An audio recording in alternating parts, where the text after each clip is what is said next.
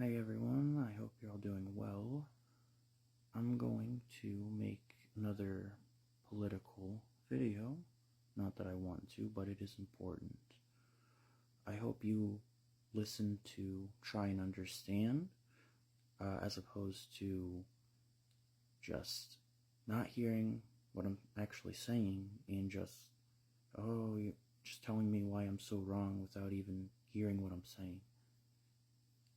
So, be gentle, be kind. We're all human. This is important. When voting, I feel like a lot of people are either forgetting or just not realizing the obvious. So a lot of the campaign ads for Kamala revolve around, well, let's call it what it is. It's basically just fear-mongering you into thinking Trump is going to do all these horrible things, that he's this terrible person, that he's all for the rich, and he hates anyone who doesn't have the same amount of money as him, or whatever they're doing. Like, guys, come on. This is what's crazy, right? Kamala, she's making all these big promises, like, oh, I'm going to make everything so much better. I'm going to do all these things if I win. That makes no sense. Do you guys not realize that how little sense that makes?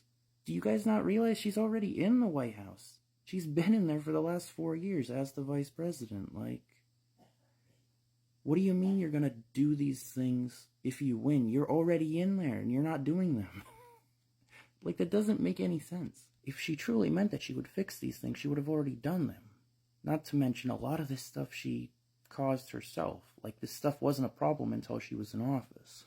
All these ads and everything, people are talking like, oh, just imagine how bad it would be if Trump got in, what all these terrible things he's gonna do, he's gonna ruin everything, and it's like, you say that as if he wasn't already there.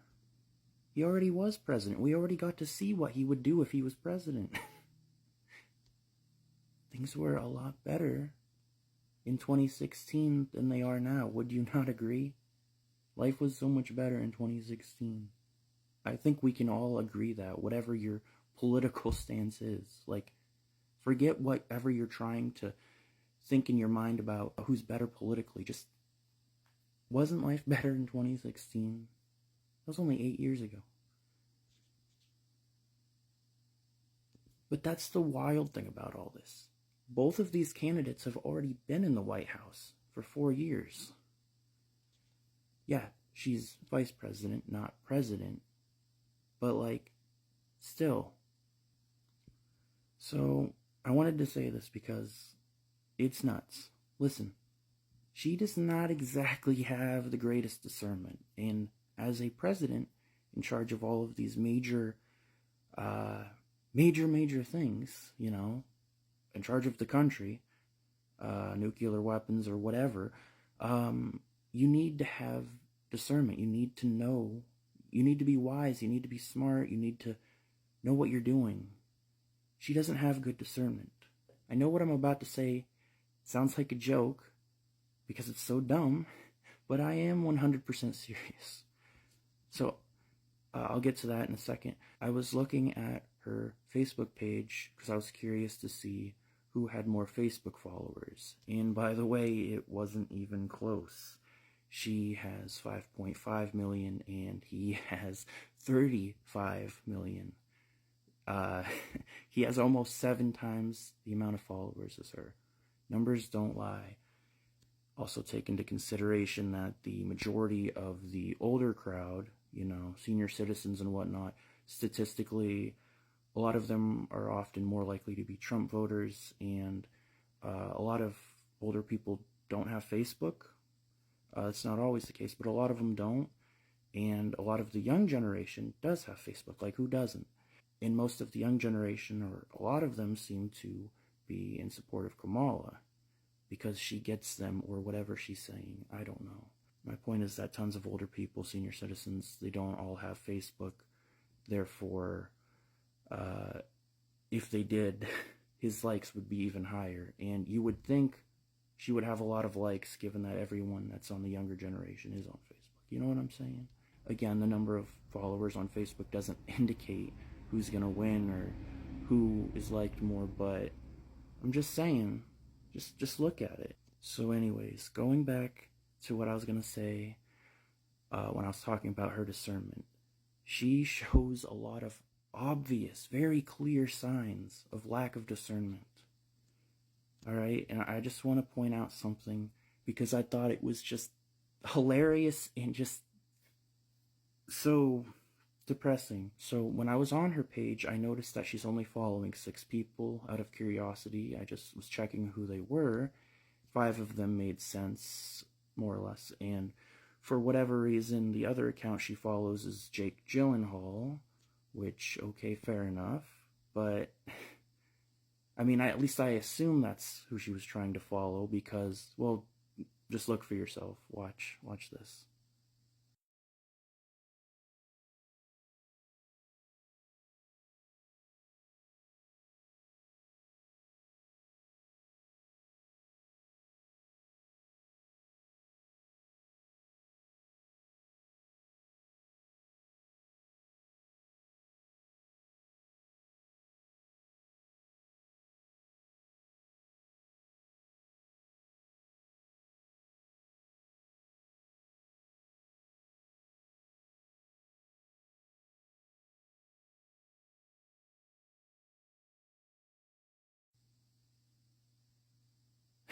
You can't make this up. That account has almost no followers in like 3 posts. It has a number in its name. It could not be any more obvious that that is a fake Jake Gyllenhaal account.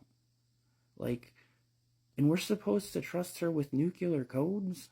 She can't even discern that this tiny, super fake account is not real. She's only following 6 people. How did she or no one on her social media team even notice that?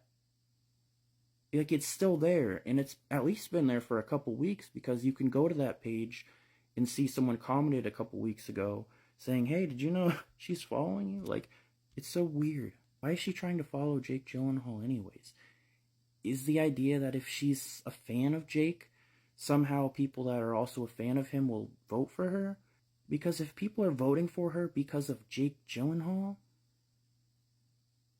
like, America's future's at stake here, and they're gonna, because of Jake Gyllenhaal, they're going to decide the fate of humanity, in a sense.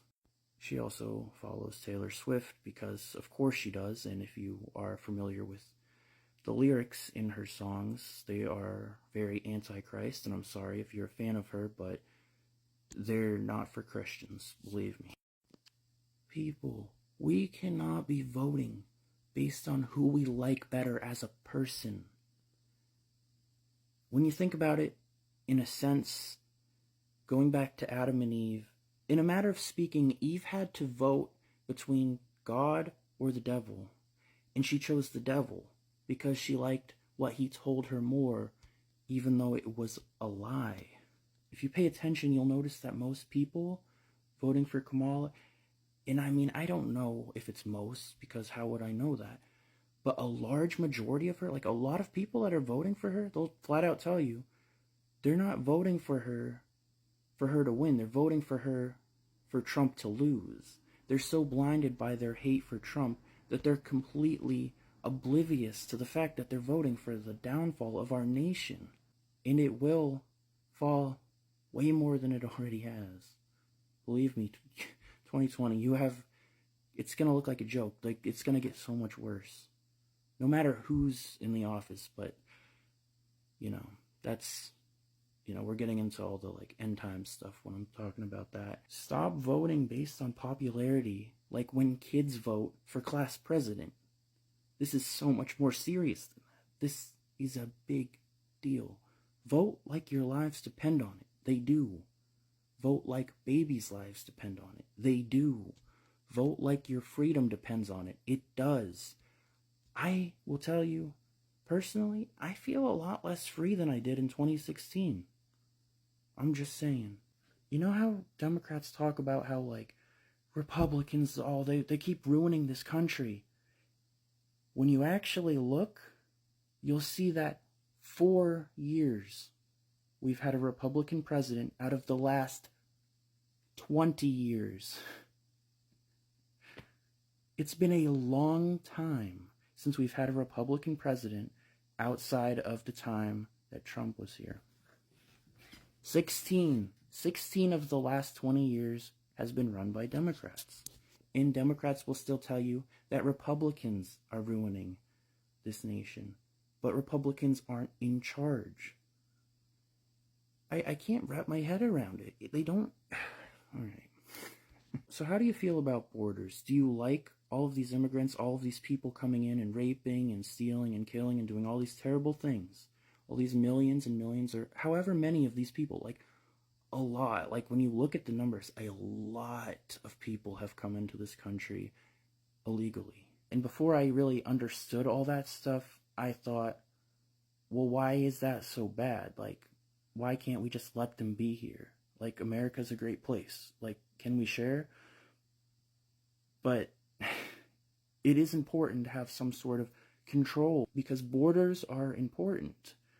Because, well, God even says, you know, there are verses in the Bible about why God actually supports borders, you know.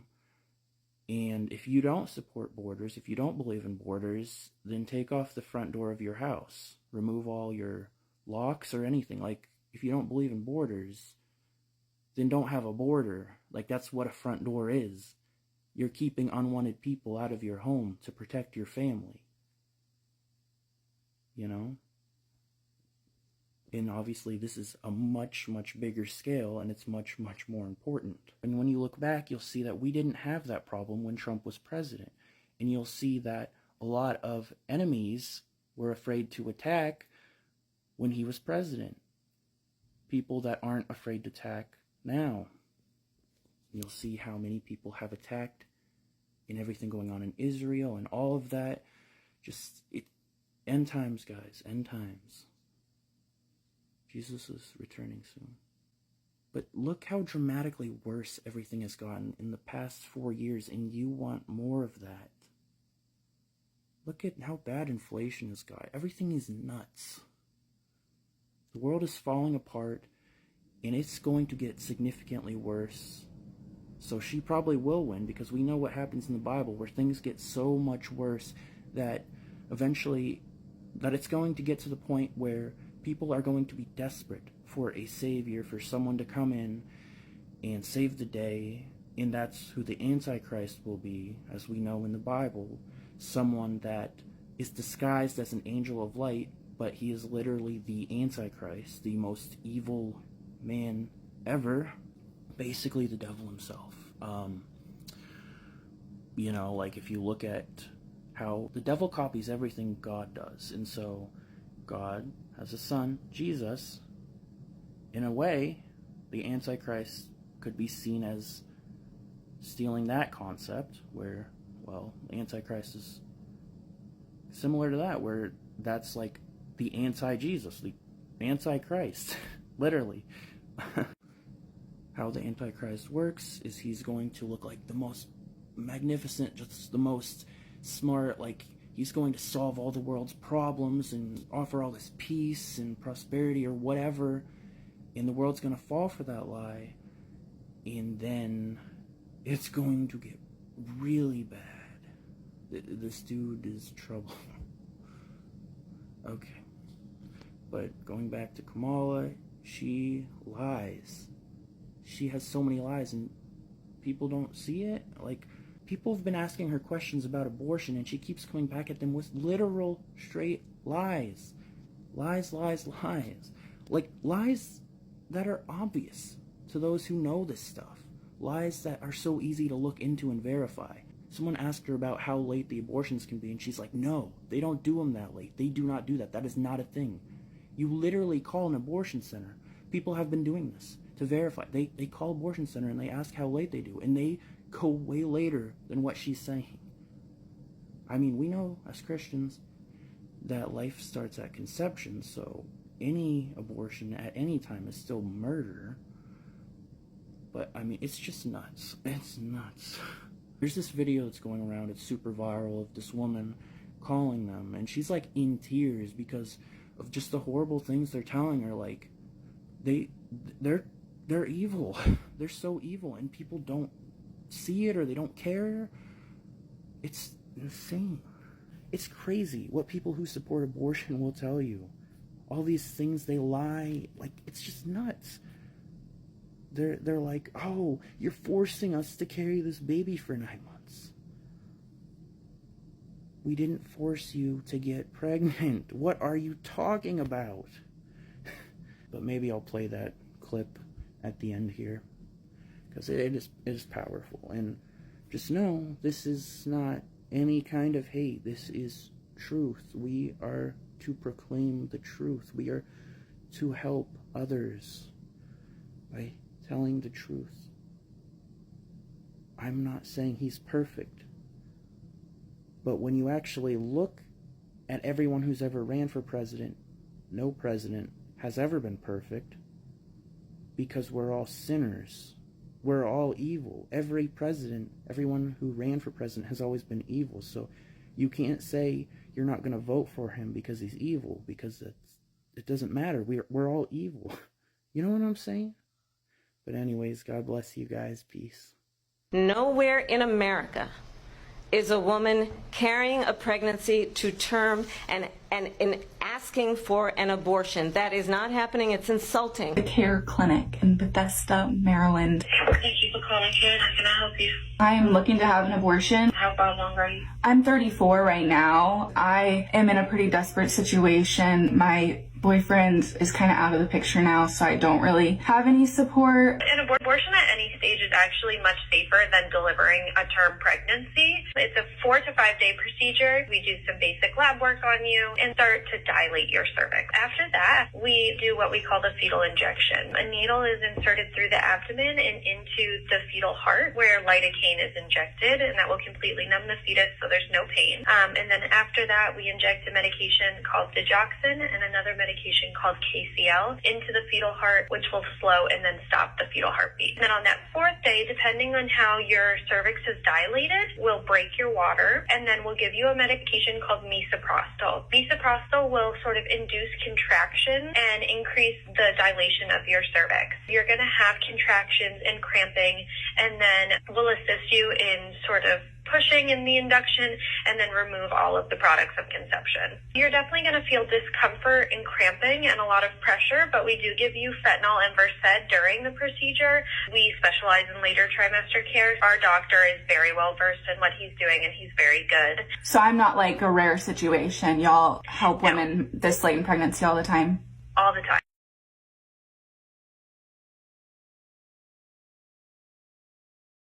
I never did an abortion for an indicated reason. It was all basically convenience. I did 1,200 abortions, first and second trimester.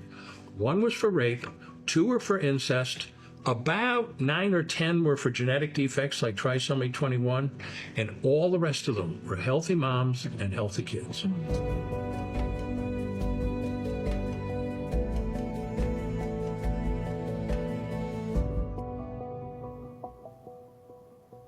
My name is Claire Colwell. I am an abortion survivor. I accidentally survived the abortion procedure that successfully aborted my twin. My name is Emily Rarick. I had 2 abortions and live with abortion regret. My name is Gigi Davis. I had 5 abortions and lived with abortion regret for almost 10 years. I'm Dr. Anthony Levatino. I'm a former abortionist who performed over 1,200 first and second trimester abortions early in my career, and I stopped doing abortions in 1984 and got involved in the pro-life movement. My name is Dr. Kathy Altman. I'm also an OBGYN, and I used to do abortions until after the birth of my baby, when I realized I could no longer kill babies just because they weren't wanted. I'm Dr. Haywood Robinson. I'm a retired family physician and former abortionist, saved by the Lord Jesus Christ, who's now a pro-life warrior, and thankful to be so.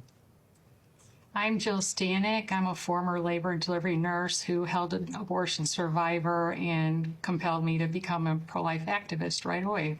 I went to work at Christ Hospital thinking on the southwest side of Chicago, thinking that it would be safe from moral and ethical dilemmas like abortion, because who would think that a hospital named Christ could possibly be involved in such a thing? But I came to work one night in my capacity as labor and delivery nurse and heard and report 2 terrible blows. One was finding out that the hospital was involved in late-term abortions, and the second was finding out that there was a second trimester baby with Down syndrome being aborted that night. The method of abortion that the hospital used was called induced labor abortion, and that is just inducing labor, expecting the baby to die during the birth process or soon after.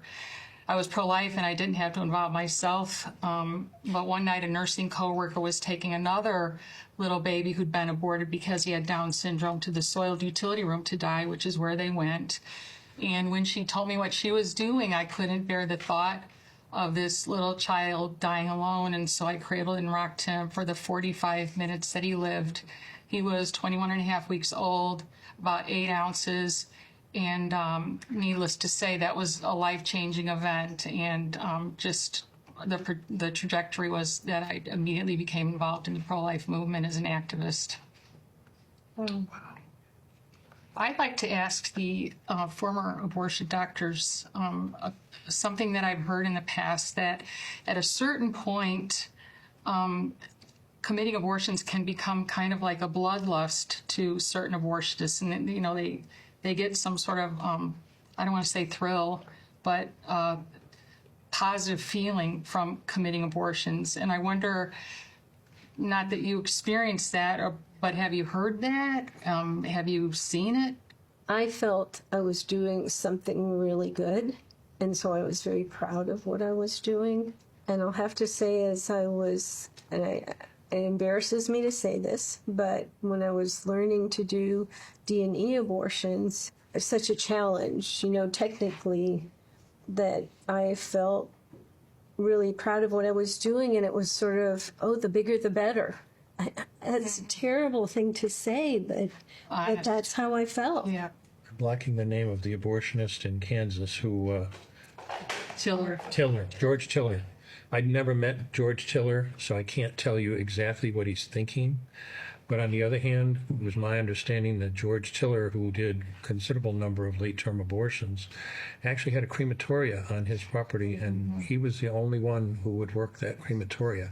I don't know what his thought processes were. I can't even imagine that, but that's the only thing along those lines that I ever heard. I never felt any euphoria with it. I think I suppressed most of my emotion and just wanted to get through it.